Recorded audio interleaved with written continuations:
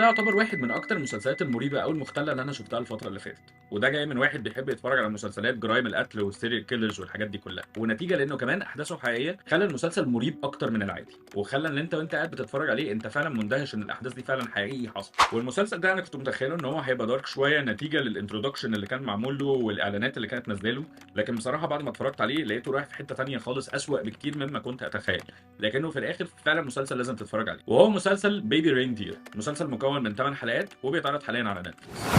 والمسلسل ده قصته متاخده من ستاند اب كوميدي كان بيعمله نفس الشخص اللي هو بطل المسلسل اللي هو صاحب الاحداث الحقيقيه اللي حصلت فعلا. وبتبتدي احداث المسلسل لما بنشوف الشخصيه الرئيسيه وهي شخصيه دوني وهو بيدخل اسم الشرطه علشان يقدم بلاغ ضد واحده اسمها مارثا انها بتستوكن او انها بتتتبع. وبعد كده مره واحده بترجع بينا الاحداث 6 شهور لورا وبنشوف اول دخول لمارثا جوه البار اللي بيشتغل فيه دوني كبارتن وبيبتدي يتكلم معاها وبيبتدي يتعرف عليها وبيشوف شخصيتها وازاي هي بتتكلم على انها شخصيه ناجحه لكن ان هو شايف حاجه مختلفه تماما. وإزاي هو كان بيوصفها بشكلها، بطريقة كلامها، بأسنانها، بحتى إن هي إزاي كانت حجمها تخين شوية، كل ده طبعًا إحنا بنشوف الوصف ده من خلال عيون دوني أو القصة اللي بيحكيها دوني، ومن هنا بتبتدي رحلة الstalking بتاعته، وبتبتدي تشوف إن القصة عمومًا بتاخدك في الحتة بتاعة إن الراجل دوني ده راجل يا حرام مظلوم جدًا، جدًا، وإن هي يا عيني قرفاه، وإن هي مش مخلّياه عايش على راحته، وإن هي بتstalk him 24 ساعة، لكن كل ده مرة واحدة بيتغيّر في آخر الحلقة الأولى لمّا بيتسأل سؤال مهم جدًا وهو في اسم الشرطة. لو هي بتستوكي بقى لها 6 شهور، أنت قررت إنك تيجي تقدّم البلاغ دلوقتي ليه؟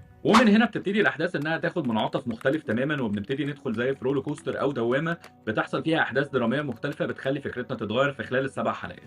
والحقيقة إن ريتشارد جاد في المسلسل ده وهو البطل والكاتب بتاع المسلسل، بيبتدي المسلسل بشكل stand up comedy وبيقول a woman walks into a bar وهي نكتة معروفة جدًا بتحسسك إنه فعلًا القصة هتبتدي تروح ناحية dark comedy، لكن في الحقيقة إن أنت لمّا بتكمّل أحداث المسلسل بتبتدي تدخل إنه لا، لا، لأ، هو معدّي الفكرة دي تمامًا. إحنا بنتكلم كمان على الdrugs والsexual abuse وحاجات كتير بتخلّيك تروح في حتت مختلفة، وبتخلّيك تروح في حتت مريبة أنت ما كنتش متخيل إن المسلسل هيروح فيها. والحقيقة إن في أول كام حلقة من المسلسل القضية بتتباع كأن دوني ده حرام راجل غلبان جدًا، وهو الدنيا كلّها جاية عليه، وهو بيحاول إن هو يحارب علشان يبقى stand up comedian وبتاع، بس في الآخر لمّا بتيجي الأحداث تبتدي تبان في الكام حلقة اللي بعديهم، تبتدي تكتشف إن الراجل ده وحيد، ما عندوش أصحاب، عايش في بيت أم صاحبته اللي هو سابها، الراجل ده مدمن مخدرات، مدمن porn، ما بيعملش أي حاجة في حياته تمامًا غير إن هو فاشل يا حرام، وبيحاول يبقى comedian ومش قادر يعمله، فطبعًا انطباعك عن الشخص ده بيختلف تمامًا، وطبعًا الحاجات دي كلها بتخلّيك تبتدي تفهم هو ليه لمّا مارثا دخلت البار وابتدت تتكلم معاه وابتدت تstalk him هو الراجل ابتدى يبقى مبسوط بحاجة زي دي، لإنه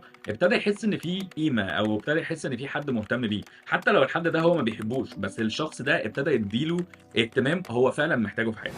والحتة دي يعتبر إن فيها حرق شوية، الناس اللي ما اتفرجتش على المسلسل يا ريت تskip الpart ده. المسلسل ده بعد الحلقة الرابعة بالذات بيبتدي هو حتة dark أوي، لإن إحنا بنرجع بالزمن لورا قبل أصلًا ما هو يشوف مارثا أو يتعرف عليها، وبدون حرق أحداث في الحلقة الخامسة بالذات بيحصل حاجات بتخلّيك تبتدي تشفق على دوني، لكن بتبتدي برضه في نفس الوقت إنك تتقرف منه شوية، وهو بيحاول يبقى stand up comedian بيتعرف على أحد المنتجين اللي بيقول له إن هو هيدّي له career advice عشان يبقى أحسن كstand up comedian، لكن في الآخر هو الراجل ده بيضحك عليه، بيبتدي يدّي له مخدرات، فبيبتدي يبقى مدمن، وبيبتدي يتحرش بيه كمان، فالحوار بيبقى أسوأ بكتير. وده عمومًا بيبين لنا كتير عن حياة دوني، وبيبين لنا إن هو إزاي من كتر ما هو بقى مدمن، وبقى شايف نفسه إن هو حالته النفسية سيئة جدًا، وإن هو وحيد، وإن هو كمان assaulted، هو ابتدى يدوّر على حاجات شاذة غريبة جدًا يعملها في حياته، ما بين بقى إن هو صاحب مخلوق ما حدش عارف هو إيه لحد دلوقتي، ما بين إن هو كان بيتلذذ جدًا بالstalking اللي كانت مارثا بتعمله، لدرجة إن هي حتى لمّا اختفت من حياته هو اللي ابتدى يدوّر عليها تاني علشان يحاول يرجع لها، أو يحاول يعرف هي فين عمومًا، فهو ده اللي خلّاه يتكوّن لشخص غير سوي، أو خلّى إن هو يوصل لشخصية غير سوية في الآخر، والشخصية الغير سوية دي خلّته يتلذذ باللي مارثا كانت بتعمله معاه.